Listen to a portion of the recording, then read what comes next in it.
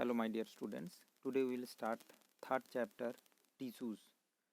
As you know, the second chapter was cell, the unit of life. So as expected, third chapter will be tissues because constituent of cell together, they will combining cells will form a tissue. Okay, so as expected, let's proceed. And I know you have the idea related to plant tissues and animal tissues, means what is meristematic tissues. So everything has a little bit elaborately present over here, and I think by reading you can understand. So just I give you the basic concept on which way you will read this chapter. Okay, so students, first there is the definition. You can see that tissue is a group of similar cells performing a specific function. Okay, so by the definition you can understand. Okay, similar cells performing a specific functions means similar cells constituently perform, and different organ have different tissue, that is also there. Suppose lungs, they are having a similar type of tissues. Suppose muscle, okay, they are having a different types of tissue, but different types of tissue, but the cells present in that tissues are the similar. Okay, similar cells. Okay, similar cells and tissues may be the difference. Muscular tissues are different from the tissues present in the heart. Okay, so that concept you must remember. Now students, proceed that most plants and animals possess a tissue system. The human body, for example, has an epithelial tissue covering the skin, muscular tissue made of muscle cells, which contraction bring about movement. Okay, very nicely present. Okay, in plant, conducting tissue conduct water upwards, and you know the name is xylem, that is a conducting tissue from the soil to the aerial parts, and food prepare leaves to the lower part, that is phloem.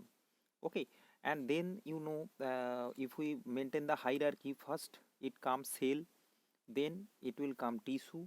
Okay, then all the tissue constituently form organ, all the organ together form organ system. So there is a hierarchy order is present over here, several tissues together contributing to some specific function inside body constitute a organ. Okay, so I think you understand. Now student, come to the plant tissue. Plant tissue, plant tissue generally two type, meristematic and permanent. Okay, so there's divisions, that the types you will maintain a table. Okay, at the end also present over there, but you can write by yourself and maintain a table in your book for proper understanding and proper remember. You will write here plant tissue, then you will write here meristematic tissue and permanent tissue. Okay, and this way apical meristem and others. Okay, now come here that meristematic tissue, this the tissue which can be further divisible. Okay, which can multiply, and then permanent tissue which is not dividing and not dividing. Okay, means mature you can say. So meristematic tissue or meristem that will found in all growing part, as it is divisible, so it must be present in the all growing parts, mean tip of the plant and the lateral side also.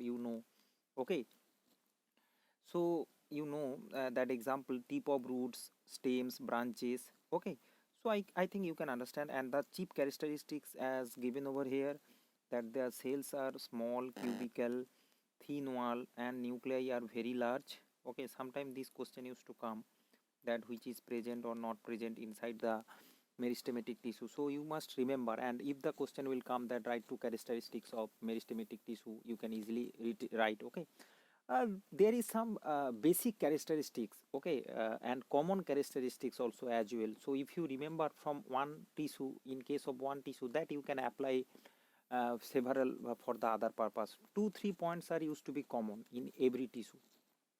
Okay, so now vacuole almost absent. Okay, as they are repeatedly divisible, so vacuole need not to present. Vacuole generally present to store the food. Okay, they are quickly divisible, so they vacuole generally present in the old cells. Okay, So here cells are tightly packed. Tightly packed means there is no gap between the cell. Okay, not like this, but they are all are adjacent to each other. Okay, by the structure I has shown over here. Then you just come meristematic tissue into two types: apical meristem or terminal, present in the terminal part, and lateral. Lateral means cambium. You know this side of the plant, and means these are the side growth. You know these are responsible for the growth of the stem, and they are the tip of auxiliary buds. Now come to the permanent tissue. Permanent tissue, you know, they are which have lost their ability to divide. Very nice. And they may be living or non-living. Okay, they may be living or dead, and they are three type: protective, supporting, and conducting. Protective means, you know, means that thick cells, okay, found in the surface of root stem, okay, epidermis of the leaf, which secretes a waxy waterproof material called cell in the barks. Okay, after cutting the tree, you know that the bark of the tree, that is also a protective tissue, means out surface, outer side of the growth. Okay, and now the supporting tissue. Supporting, you know, three types: parenchyma, collenchyma, sclerenchyma. And parenchyma, large thin walled cells, oval, circular, and polygonal in shape. Usually a single large vacuole is present. So question used to come: single largest vacuole is present in parenchyma, collenchyma, sclerenchyma. So answer will be parenchyma. You just remember these, students. Now found in the soft part of the plant, such as cortex and in the peach.